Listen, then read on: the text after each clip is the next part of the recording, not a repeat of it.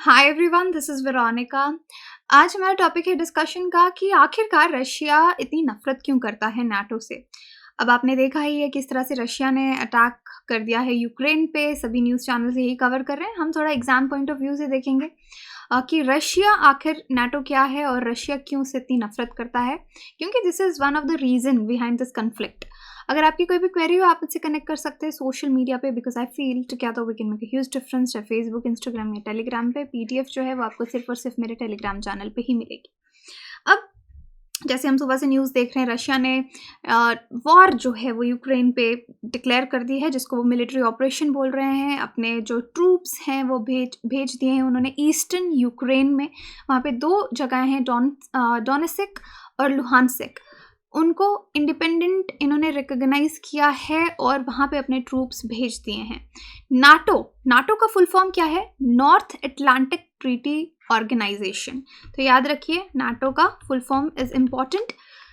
अब इस नाटो को एक मेन रीज़न, वैसे बहुत सारे रीजंस जो हैं वो बिल्डअप हो रहे थे रशिया के इस अटैक पे जो यूक्रेन पे किया गया है, लेकिन one of the main reason is NATO.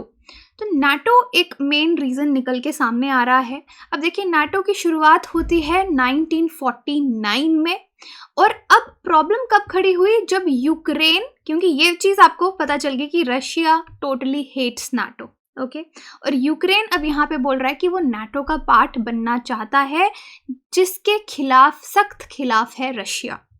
ये सब यहाँ पे, ये पॉलिटिक्स क्या है, जियो पॉलिटिक्स क्या है, ये हम समझने की कोशिश करेंगे। उससे पहले आपको थोड़ा सा नाटो के बारे में इंफॉर्मेशन होनी चाहिए। अगेन आई टेल यू कि ये एक मिलिट्री अलायंस है। नॉर्थ अटलांटिक ट्रीटी इसको कहा जाता है, या फिर वॉशिंगटन ट्रीटी कहा जाता है, ऑफ अप्रैल 1949, यानी ये 1949 में हुआ।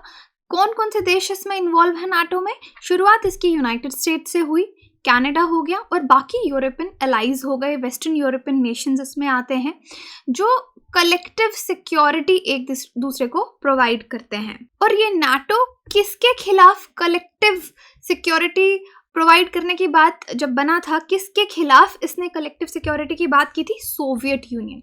आज सोवियत यूनियन नहीं है, डिसइंटीग्रेट हो गया है, लेकिन सोवियत यूनियन के खिलाफ नाटो जो है वो बना था। अब देखिए, नाटो में एक प्रोविजन है आर्टिकल 5 के अंदर, जो ये बोलता है कि नाटो के जो भी मेंबर्स हैं, जितनी भी कंट्रीज इसके मेंबर्स हैं, जैसे मैंने आपको बताया यूनाइटेड स्टेट्स, कनाडा हो गया, और वेस्टर्न यूरोपियन नेशंस आ गए आपके।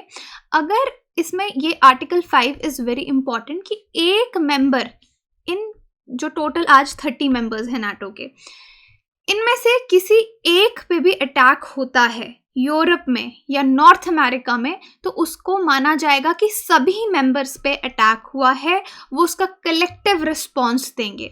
तो इफेक्टिवली आप कह सकते हैं कि western Europe under nuclear umbrella, जो यूएस का न्यूक्लियर एम्ब्रेला है, उसके अंडर कवर हो जाता है। तो नाटो का यही मेन पर्पज़ है, और ये इसका आर्टिकल जो है ये सबसे ज़्यादा इम्पॉर्टेंट है। नाटो के बारे में अगर आप यहाँ पे देखें कि जैसे मैंने आपको बताया 30 मेंबर्स हैं आज इसके, तो आप देख सकते हैं कि कौन सा मेंबर कौन से ईयर में बना। Albania 2009, Belgium 1949। तो यहाँ से यूनाइटेड किंगडम, यूनाइटेड स्टेट्स देखिए 1949 ओल्डेस्ट मेंबर्स हैं इसके, और बाकी फ्रांस भी ओल्डेस्ट मेंबर है 1949 वाले, नीदरलैंड्स हो गया।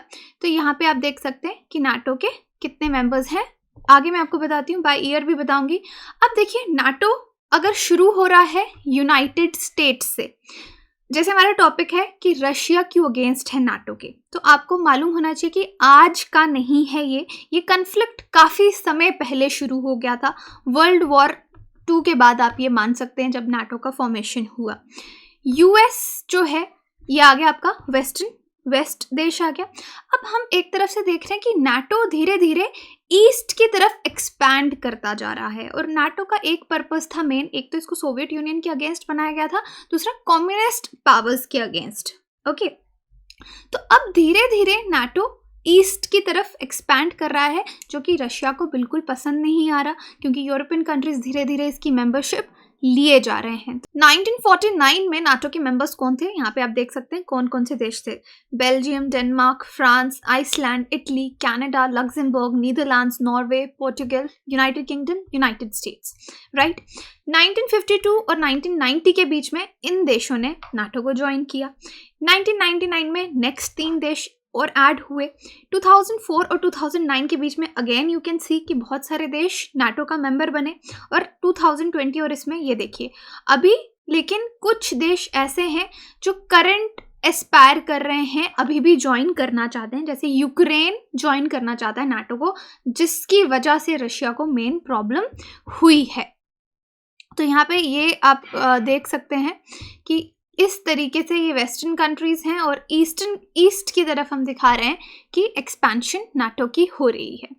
अब रशिया का मेन डर यही है कि अगर यूक्रेन ने नाटो को ज्वाइन कर लिया तो जो नाटो कंट्री की फोर्सेस हैं वो रशिया के बॉर्डर तक पहुंच जाएंगी, लेकिन फिर उससे रशिया को क्या डर है, यही चीज़ यहाँ पे मेन समझने वाली है कि अगर नाटो फोर्सेस रशिया के बॉर्डर के पास पहुँच जाती हैं तो रशिया को डर किस बात का है। तो ये कहानी आपकी वर्ल्ड वॉर 2 से शुरू होती है, क्योंकि तब वर्ल्ड वॉर 2 के बाद जो वर्ल्ड है वो 2 कैंप्स में डिवाइड हो गया था। ये 2 कैंप्स कौन थे, एक आपका यूनाइटेड स्टेट कैंप था, दूसरा आपका सोवियत यूनियन या जिसको हम यूएसएसआर बोलते हैं।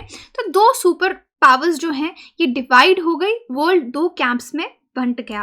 दैट मीन्स कुछ कंट्रीज यूएस के साथ, कुछ कंट्रीज यूएसएसआर को मानने लग गई, 2 सुपर पावर्स बन गई।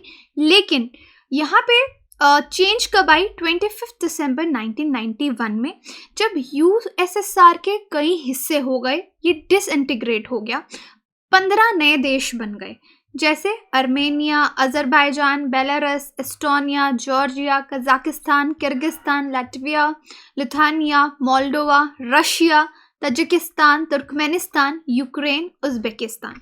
तो ये 15 कंट्रीज़ में आपका यूएसएसआर डिवाइड हो गया, जहाँ पे आप देख सकते हैं रशिया एक मेन पावर है, और अगेन ये सब देश जो हैं वो डिवाइड हो गए। और इसके बाद यूएस एक अकेली सुपर पावर रह गया। यूएस आप कह सकते हैं उसके बाद जब नाटो जैसे बना, इसका एक्सपेंशन शुरू हुआ। अब जो देश सोवियत से बाहर आए, सोवियत यूनियन से बाहर आए, धीरे धीरे वो नाटो को ज्वाइन करने लग गए रशिया के खिलाफ। अब एस्टोनिया, लटाविया, लिथुआनिया, इन्होंने नाटो को ज्वाइन किया 2004 में। अब जॉर्जिया और यूक्रेन को भी नाटो की मेंबरशिप ऑफर हुई 2008 में, बट वो ये मिलिट्री अलायंस जो है वो ज्वाइन नहीं कर पाए। बट अभी यूक्रेन ने रिसेंटली कहा कि दे वांट टू ज्वाइन। यही ऑब्जेक्शन है मेन रशिया को कि वो नाटो की एक्सपेंशन को रोकना चाहता है, क्योंकि जब जैसे मैंने आपको बताया वर्ल्ड वॉर 2 के बाद 2 कैंप्स बन गए, यूएस और यूएसएसआर। तो आज तो यूएसएसआर नहीं है, so you can say Russia. Okay, तो रशिया और यूएस की नहीं बनती आपस में, तो रशिया बिल्कुल नहीं चाहता कि यूएस उसके बॉर्डर्स के पास आए। अगर आप ज्योग्राफी में भी देखेंगे तो Russia has very flat borders, plain borders, तो उसको हमेशा यही डर लगा रहता है कि अगर धीरे धीरे यूएस फोर्सेस उसके पास आ गई तो कहीं ना कहीं खतरा उसकी कंट्री के लिए ज़्यादा है। तो दैट इज़ वाई वो नाटो की एक्सपेंशन को लेकर जो डर है रशिया को वो बना रहता है। तो तभी आपने देखा कि पुतिन ने अपने स्टेटमेंट में भी कहा कि America is at our doorstep with missiles. How will America, और उन्होंने कहा कि अमेरिका को कैसा फील होगा अगर कनाडा में या मैक्सिको बॉर्डर्स पे मिसाइल्स लगा दी जाएं। तो यही डर जो रशिया का है, that is why they have attacked Ukraine. तो अगर यूक्रेन नाटो का मेंबर बन गया तो रशिया एक तरफ से घिर जाएगा यूएस या आप कह सकते हैं नाटो फोर्सेस के द्वारा, क्योंकि रशिया की हमेशा एक मेन स्ट्रैटेजी रहती है कि वो अपने आगे पीछे बफर स्टेट्स जो है वो बना के रखना चाहता है। जैसे यूक्रेन उसके लिए एक बफर स्टेट है, तो अगर वो नाटो के हाथ चली गई तो वो खतरा रहेगा रशिया के लिए। अब रशिया वर्सेस नाटो की अगर हम बात करें या रशिया वर्सेस यूक्रेन अगर अटैक हो रहा है, तो यहाँ पे अगर हम कंपेयर करें कि कितनी एक्टिव मिलिट्री पर्सनल्स हैं, तो आप यहाँ पे देख सकते हैं ये रशिया है जिसके पास ऑलमोस्ट 7.5 लाख से ज़्यादा एक्टिव मिलिट्री पर्सनल है और इनके पास 2 लाख। टोटल टैंक्स 20,000 और इनके 2,000 के आसपास। टोटल नेवी रशिया की 314, इनकी 40। टोटल आर्टिलरी इनकी 14,557 और यूक्रेन के पास 3,973। तो हर हाल में जो रशिया है इट इज़ स्ट्रोंगर। लेकिन अगर सब नाटो कंट्रीज साथ में आती हैं तो that will be a problem for Russia. तो वो एक बड़ा युद्ध हो सकता है, बट लेट्स सी कि किस तरफ क्या रुख लेता है ये जो वॉर है। मिलिट्री पावर आप रशिया की यहाँ पे देख सकते हैं, जो कि हमने वहाँ पे कंपेयर भी की।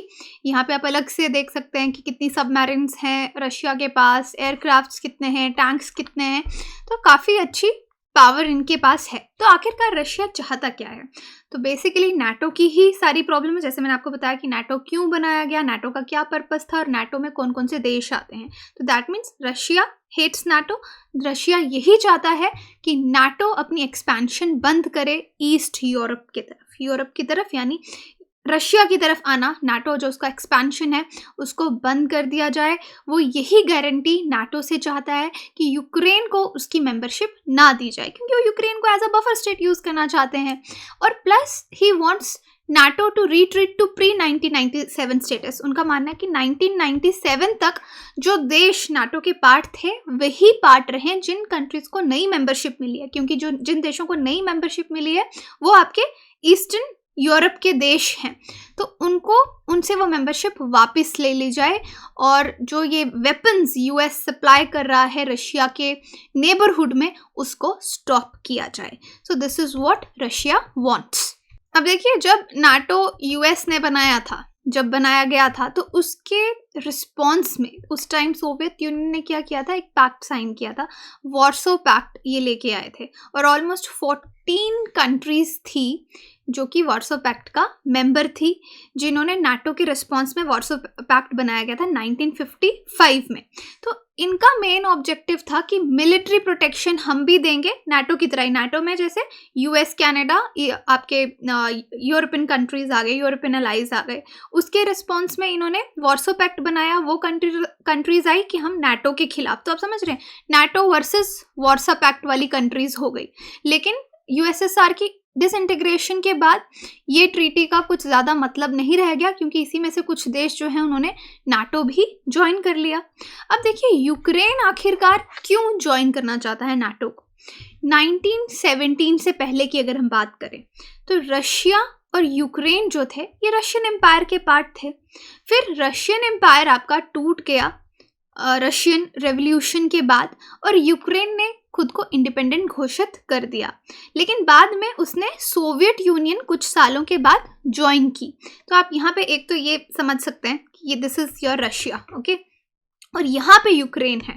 अगर यूक्रेन नाटो ज्वाइन कर लेता है so that means US is very close to Russian borders. इसी का मेन रशिया को डर है, इसलिए वो बिल्कुल नहीं चाहते कि यहाँ पे ये नाटो का मेंबर बने, कि नाटो अपने बेस कैंप्स जो है वो यहाँ पे लगाए, क्योंकि नाटो क्या है, एक मिलिट्री अलायंस है। अब जैसे यूक्रेन ने, मैंने आपको बताया, अपने आप को इंडिपेंडेंट घोषित किया और उसके बाद यूएसएसआर उसने ज्वाइन कर लिया, सोवियत ज्वाइन कर लिया। फिर उसके बाद यूक्रेन को इंडिपेंडेंस मिलती है 1991 में, जब सोवियत यूनियन टूट जाता है। अब यूक्रेन को भी आप समझिए कि यूक्रेन में पॉलिटिक्स किस तरह से है कि यूक्रेन के भी 2 पार्ट्स हैं। एक आपका ईस्टर्न पार्ट आ गया, एक वेस्टर्न पार्ट आ गया। जो वेस्टर्न पार्ट है वो थोड़ा यूरोप की तरफ टिल्टेड है और जो ईस्टर्न पार्ट है वो थोड़ा रशिया को मानते हैं। अब यूक्रेनियन जो ईस्टर्न पार्ट की तरफ रहते हैं वो खुद को रशिया से क्लोज समझते हैं और वेस्टर्न पार्ट वाले जो यूक्रेनियंस हैं वो खुद को यूरोपियन यूनियन के क्लोज समझते हैं। तो आप देख सकते हैं कि यूक्रेन भी डिवाइडेड है। अब रशिया ने क्या किया, जिस तरह से यहाँ पे आप मैप में देख सकते हैं, yes, so this part of Ukraine ये अपने आप को यूरोपियन यूनियन के ज़्यादा पास समझते हैं कि हम इनके क्लोज हैं, इनकी जो फिलॉसफीज़ हैं, आइडियोलॉजीज़ हैं वो वेस्ट से मिलती हैं। But this eastern part of Ukraine ये अपने आप को रशिया के क्लोज समझते हैं, so this is also part. अब रशिया ने क्या किया, रिबेल्स जो हैं कुछ पार्ट में यूक्रेनियन ईस्टर्न टेरिटरीज में उनको सपोर्ट किया। अब इस रीजन में रशिया ने, जैसे ये दो जो एरियाज हैं आपके डोनेत्स्क एंड लुहानस्क, इनको सेपरेट नेशंस रिकॉग्नाइज किया रशिया ने। और 2014 में आपने देखा है कि रशिया ने किस तरह से क्रीमिया को एनेक्स किया। तो ये मैप में आप यहाँ देख सकते हैं, this is Russia, this is Ukraine and this is Crimea which is annexed bye Russia now in 2014। तो रिसेंट रशिया यूक्रेन क्लैशेस अगर आप समझ ना पाए तो ये Crimea it is already annexed bye Russia, और ये आपका ईस्टर्न यूक्रेन में जो ऑलरेडी क्लैश चल रहा है।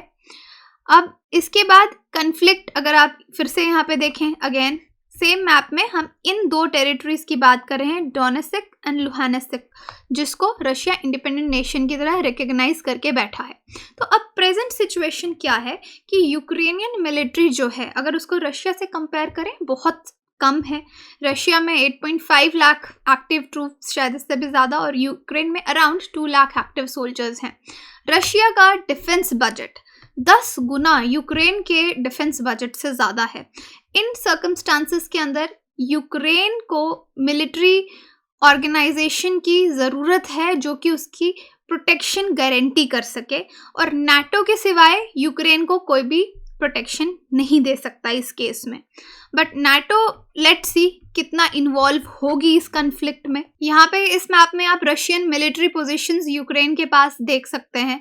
देखिए ये रशिया है आपका, ब्राउन कलर में आपको जो दिख रहा है ये रशिया ट्रूप बिल्डअप कर रहा है। यहाँ पे जो ग्रीन कलर में है ये परमानेंट रशियन यूनिट्स हैं जो ऑलरेडी आपको यूक्रेन के बॉर्डर के पास दिखती हैं, राइट। तो इस मैप में आप देख सकते हैं कि कैसे कैसे इस तरफ से, ईस्टर्न तरफ से जो रशिया है वो अटैक कर रहा है, स्पेशली ये जो दो रीजन्स हैं यहाँ से।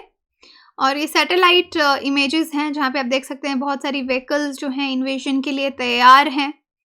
सो मैप से आप इजीली समझ सकते हैं, जो ये ग्रीन कलर के आपको दिख रहे हैं ये यूक्रेनियन ट्रूप्स हैं कि यूक्रेन अपने ट्रूप्स आर्मी उसने यहाँ तक भेज दी है। जो रेड कलर के आपको दिख रहे हैं दीज आर रशियन ट्रूप्स, और आर्म्ड प्रो रशियन सपोर्टर्स जो यानी रिबेल्स हैं ये आपको पिंकिश कलर में यहाँ पे नज़र आएंगे। तो ऑलरेडी क्रीमिया में तो आप देख सकते हैं कि रशिया का ऑलरेडी कब्जा वहाँ पे है। So this was the conflict. यहाँ पे मैंने आपको समझाने की कोशिश की कि नाटो को क्यों नफरत करता है रशिया, और ये कन्फ्लिक्ट किस तरीके से आगे बढ़ रहा है। क्वेश्चन है आपके लिए, when did the Soviet union disintegrate, कब टूटा था सोवियत यूनियन? आप मुझे कमेंट सेक्शन में बता सकते हैं या टेलीग्राम में पोल में पार्टिसिपेट कर सकते हैं। कोर्सेज की जानकारी के लिए आप वेबसाइट विजिट कर सकते हैं, एप्लीकेशन डाउनलोड कर सकते हैं। कोर्सेज EMI पे भी अवेलेबल है। Thank you so much.